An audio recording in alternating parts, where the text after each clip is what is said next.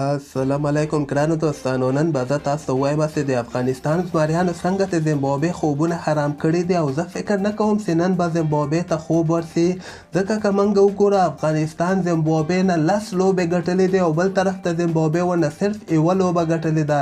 دغې سره نن افغانستان دویمه شلوریزه لوبه چې وګټله، دغه سیریز هم افغانستان وګټه. نو ټولو افغانانو ته د مبارک وي، او تاسو ماته لاندې په کمنټ کې حتما ولیکئ چې نن به زیمبابوې ته خوب ورسي او که ور به نه سي. دغه لوبه که موږ وګورو افغانستان لپاره ډیره زیاته مهمه وله، ځکه دغه د سیریز خبره وله او افغانستان ډیر په اسانۍ سره دغه لوبه ګټلې ده.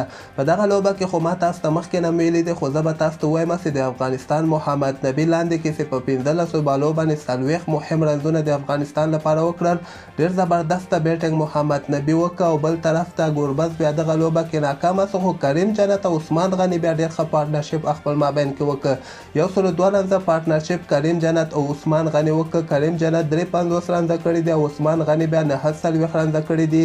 لاندې کې بیا نجیب زادرا ناکامه شوی ده، خو اصغر افغان بیا 8 بالو باندې 14 رنزه کړي دي. خو افغانستان دغه ټارګټ که موږ وګورو 193 رنزه ټارګټ زیمبابوې ته ورکړی و، چې په شله وریځه لوبه کې 193 رنزه ټارګټ ډېر زیات ټارګټ ده. او بل طرف ته به زه تاسو ته د افغانستان بولرانو په هکله باندې ووایم چې د افغانستان بولرانو هم ډېر ښه بالنګ ترسره کړه. دغه ټولو بالرانو ښه بالنګ ترسره کړه. رشید خان 3 لوبغاړي اوټ کړي دي.